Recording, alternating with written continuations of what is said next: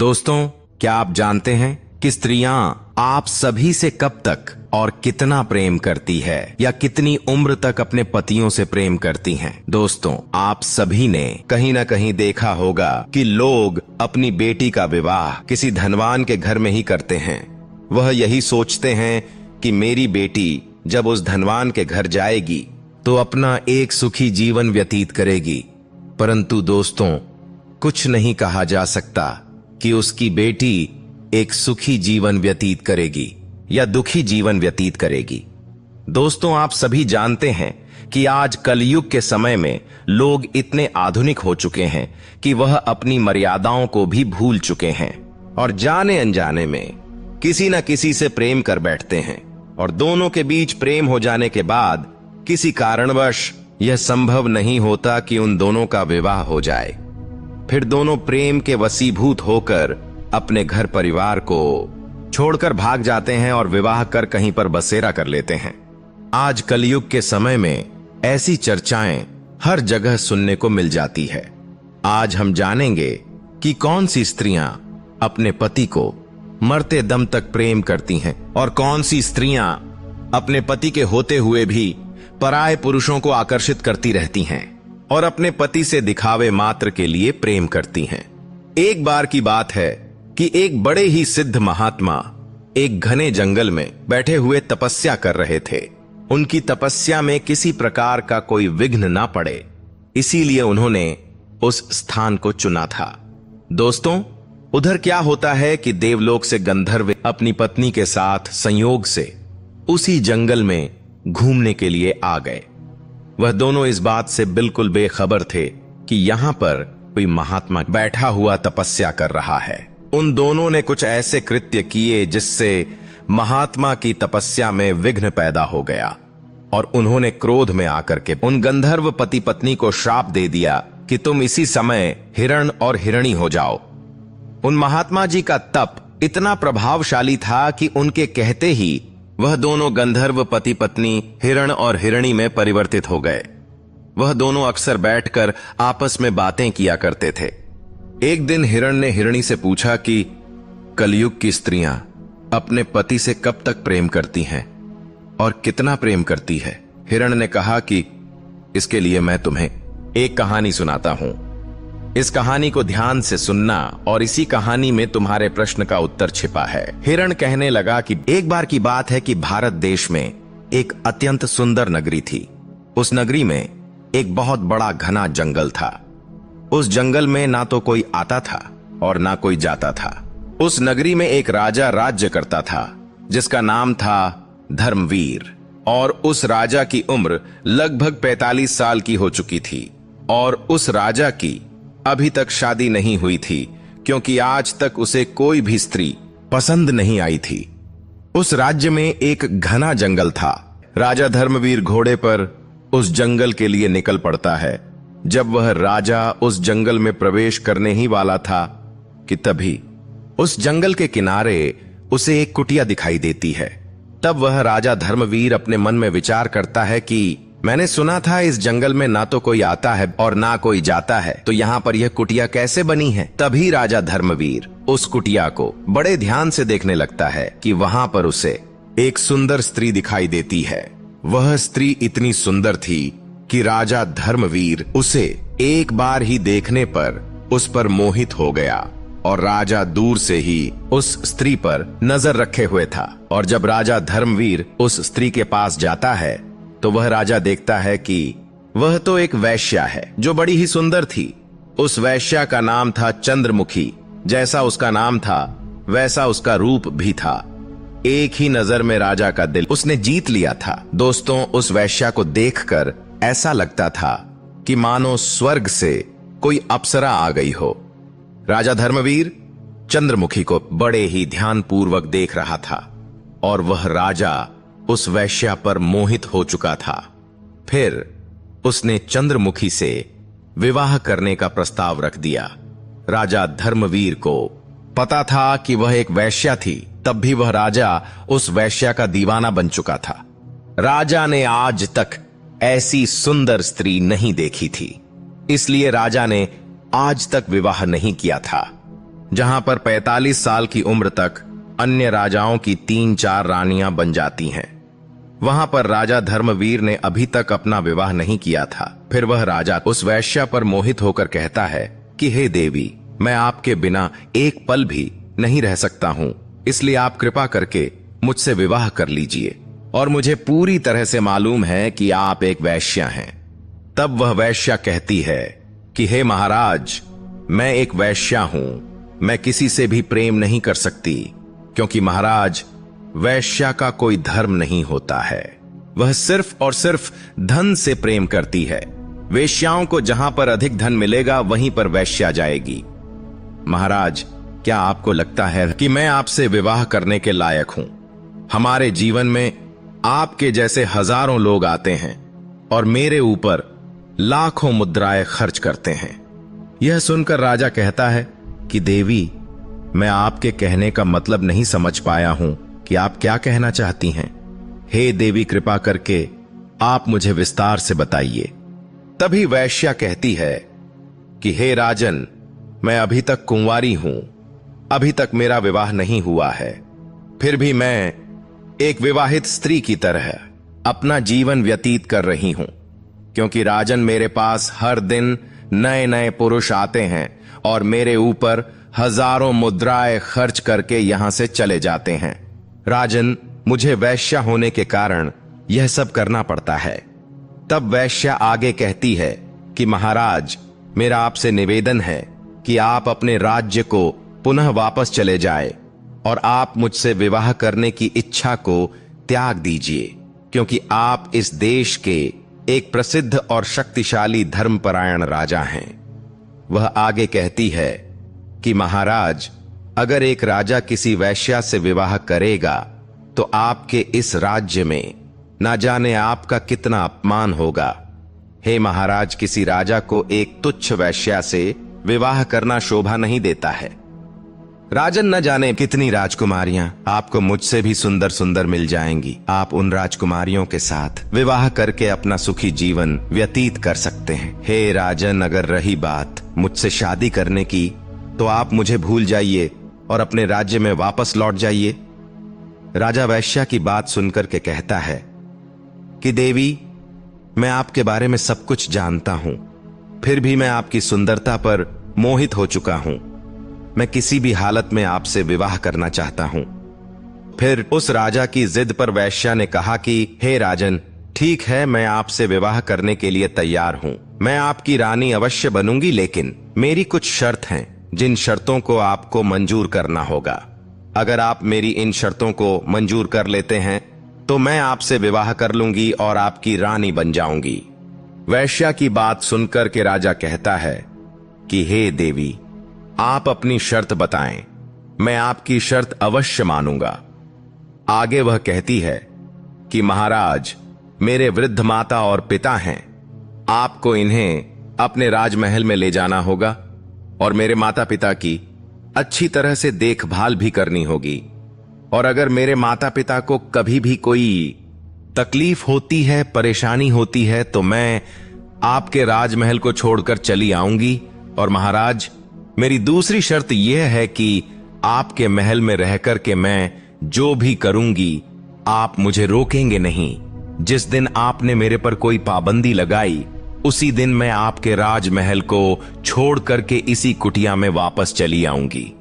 दोस्तों, ये 2 शर्त उस वैश्या ने रखी और फिर वह राजा तो वैश्या के प्यार में अंधा हो चुका था। वह उसकी इन दोनों शर्तों को मान लेता है और उस वैश्या को वचन देते हुए कहता है कि हे देवी, आप जैसा कहो वैसा ही होगा, परंतु आप मुझसे विवाह करके मेरे राजमहल में चलिए। फिर चंद्रमुखी ने राजा धर्मवीर से विवाह कर लिया और फिर अपने बूढ़े माता पिता को साथ लेकर उस राजा के साथ वहां से राजमहल के लिए प्रस्थान कर देती है। दोनों एक साथ राजमहल में रहने लगते हैं। राजा उस वैश्या के बूढ़े मां बाप को एक भव्य कमरे में छोड़ करके और सैनिकों को कुछ आदेश देकर वहां से चला जाता है। दोस्तों, जब यह बात वहां की प्रजा तक पहुंचती है कि राजा ने वैश्या से विवाह कर लिया है, तब प्रजा को यह मंजूर नहीं था कि हमारे महाराज किसी वैश्या के साथ रहें। हमारे महाराज के लिए तो हजारों रानियां लाइन लगा करके खड़ी हो जाएंगी, परंतु हमारे महाराज ने एक वैश्या से विवाह कर लिया है। दोस्तों, उधर राजा धर्मवीर विवाह के बाद उस वैश्या के साथ प्रेम पूर्वक अपना जीवन व्यतीत करने लगा। वह राजा अब राज दरबार भी लगाना भूल चुका था, क्योंकि वह राजा उसके प्यार में इतना अंधा हो चुका था कि वह अपनी पत्नी को छोड़ करके कहीं नहीं जाता था। पूरी प्रजा, मंत्रीगण राजा की इस हरकत से बहुत नाराज थे। मंत्री राजा को समझाता था, परंतु उस मंत्री के समझाने के बाद भी उस राजा को कुछ समझ नहीं आ रहा था।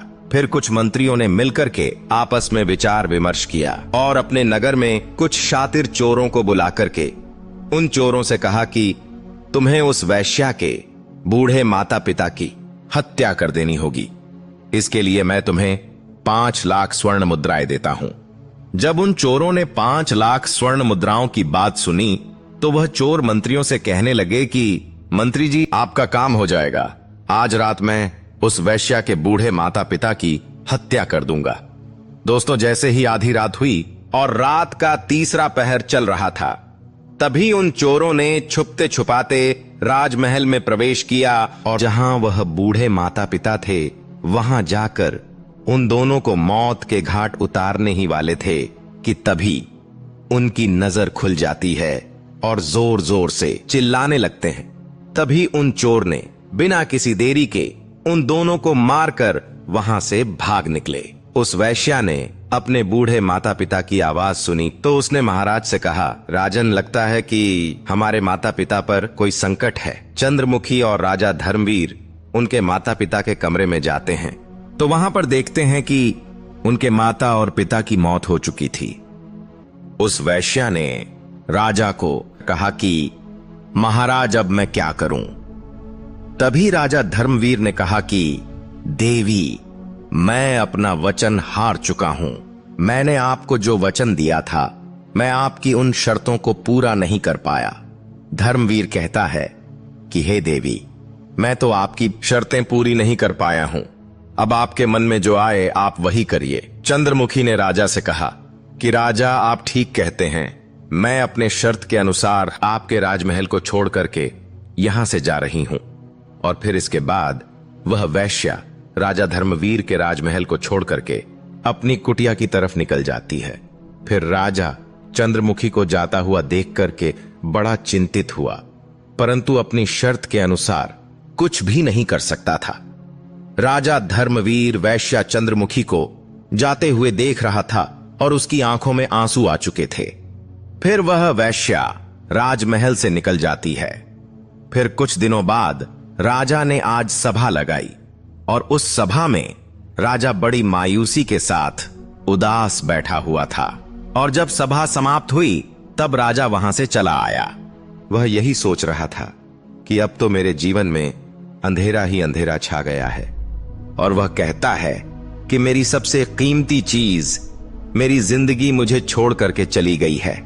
अब मैं उसके बिना कैसे रह सकता हूं? दोस्तों, राजा अब ना तो कुछ खाता था और ना पीता था। वह रात भर अपने बिस्तर पर पड़े होकर चंद्रमुखी के बारे में सोचा करता था। उसको रात भर नींद नहीं आती थी। इसी तरह धीरे धीरे समय बीतता जा रहा था।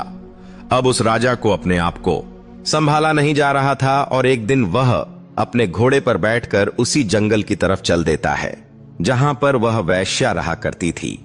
राजा जब उस वैश्या की कुटिया के पास पहुंचता है और उस वैश्या के सामने जाकर राजा कहता है, आप हमारी पत्नी हैं। अपनी शर्त के अनुसार आप हमको छोड़ करके चली आई हैं, लेकिन मुझे आपकी बहुत याद आती है। राजा कहता है कि आप मेरे साथ राजमहल में चलिए, क्योंकि मैं आपसे बहुत अधिक प्रेम करता हूं। राजा की यह बात सुनकर वह वैश्या कहती है कि हे राजन, मैं कुछ दिन आपकी पत्नी बनकर आपके महल में रही और आपको अच्छी तरीके से मालूम है कि वैश्या का कोई धर्म नहीं होता। वैश्या न जाने कितने लोगों को अपना पति बनाती है।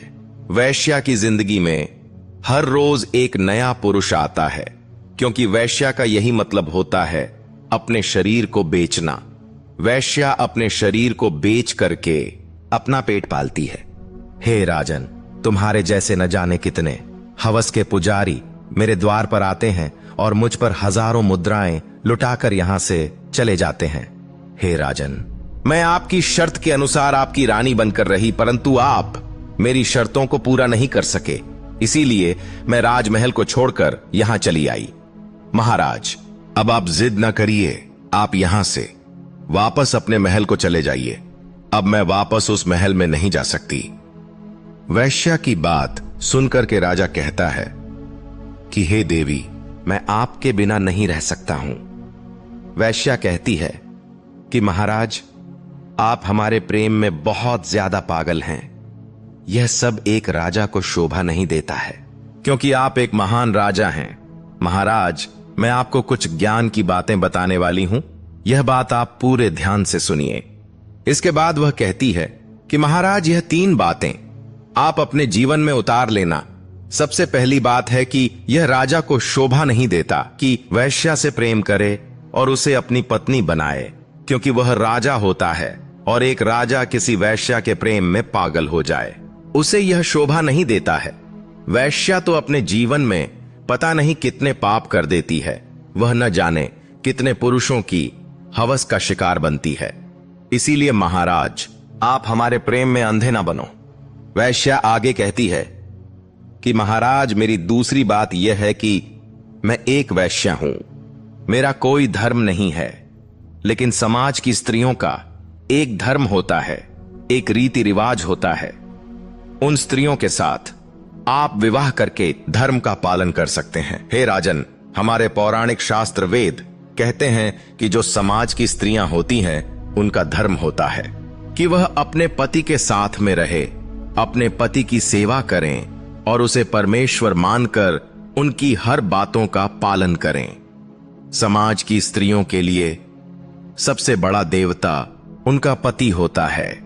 हे राजन, उन स्त्रियों का पति चाहे निर्बल हो या धनहीन, उनके लिए पति ही सबसे बड़ा भगवान होता है।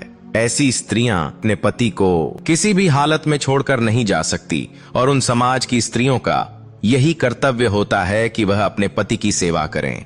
और हे राजन, लेकिन यह बात वैश्या पर लागू नहीं होती है। हम वैश्या के जीवन में पता नहीं कितने पाप होते हैं, इसलिए वैश्या तो वैश्या ही होती है। और समाज की स्त्रियां यही सोचती है कि मेरा पति किसी अन्य स्त्री के पास ना जाए, क्योंकि समाज की स्त्रियों का पुरुष अगर किसी अन्य स्त्री के पास जाता है तो उनके घर में लड़ाई झगड़ा होने लगता है। हे राजन, समस्त स्त्रियां यही चाहती है कि उनका पुरुष किसी दूसरी स्त्री के हवस का शिकार ना बने, वह किसी दूसरी स्त्री के ऊपर नजर भी ना डाले। इसीलिए आपको भी समाज की स्त्री से विवाह करना चाहिए और पुरुषों के लिए भी यही नियम है। यह जरूरी नहीं है कि पत्नी ही पतिव्रता होनी चाहिए, पत्नी ही धर्म का पालन करे, अपने कर्तव्यों को पूर्ण करे। पुरुषों को भी निवृत्त होना चाहिए। और हे राजन, हम तो एक वैश्या हैं, हमको तो जहां धन मिलेगा हम वहीं पर जाएंगे। वैश्या का तो यही कर्म और धर्म है। वैश्या अपना पेट पालने के लिए अपने शरीर को बेचती है। हे राजन, वैश्या को जहां अधिक धन मिलता है, वैश्या उन्हीं की रानी बन जाती है और जितने समय के पैसे मिलते हैं उतने समय की रानी बनती है। उसके बाद जब उस पुरुष का समय समाप्त हो जाता है, तब दूसरे पुरुष की बारी आती है, उससे भी धन मिलता है। हे राजन, वैश्या का तो काम है कि अपने आप को बेचना और प्रतिदिन दूसरों की रानी बनना। हे राजन, समाज की नारियों का धर्म होता है कि उन्हें अपने पति और बच्चों को छोड़ करके नहीं जाना चाहिए। मान लीजिए कि यदि पति के पास धन की कमी है और उस पति के पास पैसे कमाने का कोई जरिया नहीं है, तो पत्नी को अपने पति को छोड़ करके नहीं जाना चाहिए। यह नहीं कि जब उसके पति के पास धन कम हो या धन ना हो तो वह स्त्री अपने पति और बच्चों को छोड़ करके किसी धनवान पुरुष के पास चली जाए। हे राजन, पत्नी को अपने धर्म का पालन अवश्य करना चाहिए, अपने पति के साथ रहना चाहिए, सहायता करनी चाहिए। और ऐसा नहीं है कि पति के पास धन नहीं है तो अपने पति को वह स्त्री ताना दे, लड़ाई झगड़ा करे। अगर वह स्त्री अपने निर्धन पति से लड़ाई झगड़ा करेगी तो उसके घर में कभी भी मां लक्ष्मी का वास नहीं होगा और वह कंगाल होते चले जाएंगे।